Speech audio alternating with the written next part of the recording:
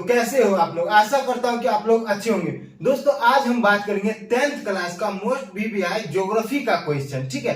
क्योंकि आज मैंने सोचा कि आप लोग का एग्जाम होने वाला है, तो इसलिए मैं आप लोग को ज्योग्राफी का कुछ वीवीआई क्वेश्चन करा देता हूं, ठीक है। तो दोस्तों, मैं बस आप लोग को इतना कहना चाहूंगा कि ताश के पत्तों से घर नहीं बनता, ताश के पत्तों से घर नहीं बनता, और बिना गहराई जाने समंदर में उतरा नहीं करता। और कहते हैं कि कोई एक जीत से सिकंदर और कोई एक हार से फकीर नहीं बनता है। तो इसलिए बाबू क्या था, भर दिन रील्स देखते रहे, सोते रहे, मौज मस्ती करते रहे, कोई दिक्कत नहीं है। अरे जब जागो तभी सवेरा, कोई दिक्कत नहीं है। फिर से उठो, जागो, लड़ो, और एक नई उम्मीद की किरण लेके क्या हो, वापिस आओ और दिखा दो कि नहीं, हम भी कुछ कर सकते हैं। और जो आपके कामों में रुकावट डाल दे तो उसे बस इतना ही कह देना कि बहुत ही गुरूर था आसमां को अपनी ऊंचाई पे, हमने भी जमीन पे आईना रखा और पैरों तले कुचल दिया, ठीक है। तो इसी उम्मीद से आज हम बात करेंगे 10th क्लास का मोस्ट वीवीआई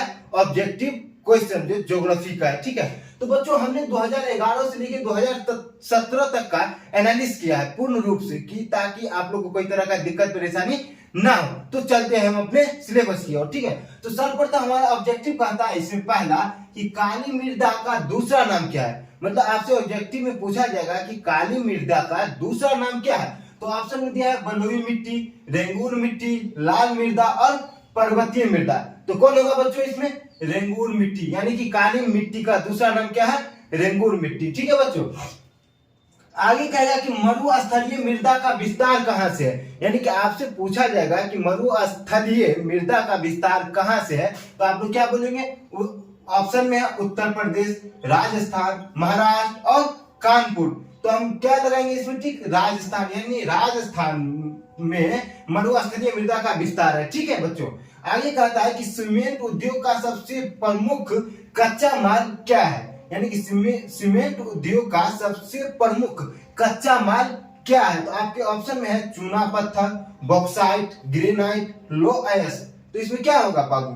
चूना पत्थर होगा, यानी कि सीमेंट उद्योग का सबसे प्रमुख कच्चा माल क्या होगा?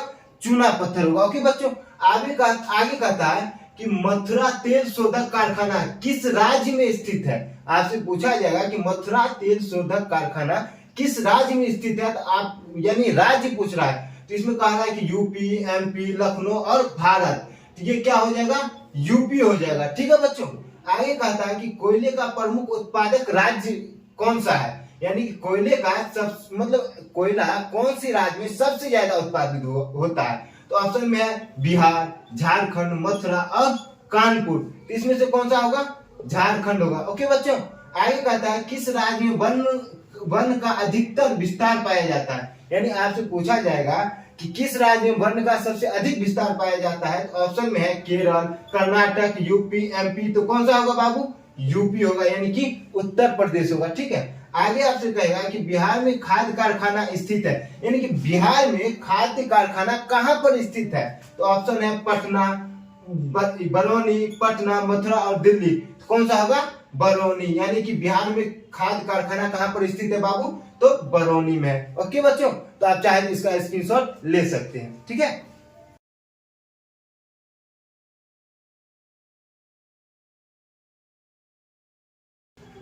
तो बच्चों, आपसे आगे पूछा जाएगा कि बताइए कि सोपानी कृषि राज्य किस राज्य में प्रचलित है। अर्थात आपसे पूछा जाएगा कि सोपानी कृषि किस राज्य में प्रचलित है। तो ऑप्शन में हरियाणा, पंजाब, बिहार, झारखंड। इसमें कौन सा होगा बाबू? झारखंड होगा हमारा, क्या? झारखंड होगा, यानी कि सोपानी किस राज्य में प्रचलित है। तो आंसर हमारा क्या होगा? झारखंड होगा। ओके बच्चों, आगे कहता है देश के बांधों को किसने भारत का मंदिर कहा था, यानी कि देश के बांधों को किसने भारत का मंदिर कहा था। तो ऑप्शन में महात्मा गांधी जी, चाचा नेहरू, चंद्रशेखर आजाद, स्वामी विवेकानंद। तो क्या होगा बाबू इसमें? स्वामी विवेकानंद, यानी कि स्वामी विवेकानंद जी ने क्या कहा कि देश का जो बांध है उसको भारत का मंदिर कहा है। किसने? स्वामी विवेकानंद जी, ठीक है। आगे कहता है कि बिहार में कितने प्रतिशत भौगोलिक क्षेत्र पर वन पाया जाता है। यहाँ बिहार में प्रॉपर पूछ रहा है कि हमारे बिहार में जो वन है वो कितने प्रतिशत पर है। तो ऑप्शन में है 15, 20, 30, 7, क्या होगा 7%। यानी कि हमारे बिहार में वन का कितना प्रतिशत क्षेत्र पाया जाता है, तो 7% वन क्षेत्र पाया जाता है। कहाँ? बिहार में। ठीक है बच्चों, आगे कहता है कि मदारा झील किस जिले में है, यानी कि मदारा झील किस जिले में स्थित है। तो आपका ऑप्शन है बांका, गया, पटना, दरभंगा। तो क्या होगा बाबू इसमें? बांका होगा। यानी कि मदारा जो झील है, मदारा झील कहाँ पे स्थित है बाबू? बांका में स्थित है। ठीक है बच्चों, आगे कहता है कि किस राज्य में खनिज तेल का भंडार है। ये मोस्ट इंपोर्टेंट क्वेश्चन है बाबू, आप लोग को ध्यान रहना चाहिए अगर एग्जाम में पास होना है तो। अन्यथा बैठ के रील देखो, क्या दिक्कत आ रहा है, किसका क्या बिगड़ा जा रहा है भाई। अरे इस बार नहीं, अगले साल देंगे, कोई नहीं, मास्टर साहब तो है ही पढ़ाने के लिए, तो कोई दिक्कत नहीं है। पहले इस बार तो क्वालिफाई करो, ठीक है, कोशिश तो हमारी यही रहेगी। ठीक है, तो आगे कहता है कि किस राज्य में खनिज तेल का भंडार है। ऑप्शन में असम, बिहार, तमिलनाडु और केरल। तो क्या होगा बाबू? असम में होगा। ये आप लोग को दिख नहीं रहा होगा, फिर भी मैं बता देता हूँ कि खनिज तेल का भंडार कहाँ पाया जाता है बाबू? असम में पाया जाता है। कहाँ पाया जाता है?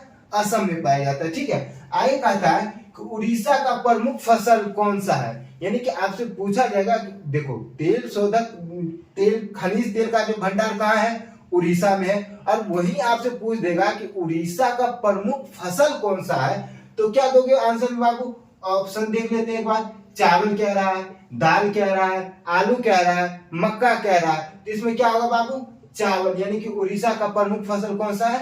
चावल है। ठीक है बच्चों, आगे कहता है बिहार में रज्जू मार्ग कहाँ है। यानी कि बिहार में रज्जू मार्ग कहाँ है। ऑप्शन में है पटना, गया, राजगीर, उड़ीसा। तो उड़ीसा में हम लोग जान गए क्या? खनिज तेल का भंडार है। उसके बाद इसमें प्रमुख फसल उड़ीसा का क्या है? चावल है। लेकिन यहाँ भी आपसे पूछा जा रहा है कि बिहार में रज्जू मार्ग कहाँ पर है। ऑप्शन में है पटना, गया, राजगीर, उड़ीसा। क्या होगा बाबू? राजगीर होगा। ठीक है, आगे कहता है कौन सा उद्योग कृषि पर आधारित नहीं है। यहाँ पे ध्यान देने वाली बात है, आपसे ये पूछा जा रहा है कि कौन सा उद्योग कृषि पर आधारित नहीं है, ये पूछा जा रहा है। तो ऑप्शन में है वस्त्र उद्योग, सीमेंट उद्योग, चीनी उद्योग, जूट उद्योग। तो ये सीमेंट उद्योग जो है बाबू ये कृषि पर आधारित नहीं है, क्योंकि वस्त्र उद्योग, कपास, चीनी, जूट, ये सब क्या हो गया है? कहीं ना कहीं कृषि से उत्पादित किया जाता है। लेकिन सीमेंट उद्योग जो है वो कृषि पर आधारित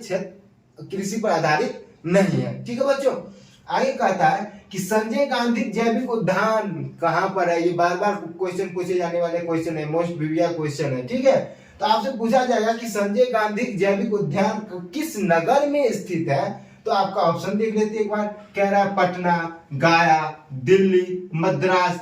तो क्या होना चाहिए इसका सही आंसर बाबू? पटना। क्या होना सही आंसर होगा? पटना। ठीक है, तो आप लोग चाहे इसका स्क्रीनशॉट ले सकते हैं। ठीक है, लेकिन बाबू कहते हैं कि नीचे मतलब इन सब का जो मतलब ये तो सिर्फ क्या है? ऑब्जेक्टिव क्वेश्चन है। इसका अगर सब्जेक्टिव क्वेश्चन चाहिए तो नीचे लिंक जो मेरे यूट्यूब चैनल है उसके लिंक में मैं ये डाल दूंगा। ठीक है, तो आप वहां से भी जाके फुल वीडियो देख सकते हैं उसका। ठीक है, तो बच्चों जैसा कि हमने आपको पहले बता दिया था, अब आगे बात करते हैं हम कि कौन उपभोक्ता उद्योग है। मतलब आपसे अगला ऑब्जेक्टिव पूछा जाएगा कि कौन उपभोक्ता उद्योग है। तो ऑप्शन में है चीनी, सीमेंट, अबरक, कोई नहीं। तो क्या होगा बाबू? चीनी। यानी कि कौन सा उपभोक्ता उद्योग है, तो हमारा ऑब्जेक्टिव में आंसर क्या हो जाएगा? चीनी। फिर आगे पूछेगा कि यूरेनियम का प्रमुख उत्पादक स्थल कहाँ है। यानी कि यूरेनियम का उत्पादक स्थान कहाँ पर है। तो आंसर ऑब्जेक्टिव में कह रहा है, मतलब कि ये ऑप्शन में कि दिग्बोई, झलिया, घाटशिला, जादूघोड़ा। तो हमारा ऑप्शन डी आंसर क्या हो जाएगा?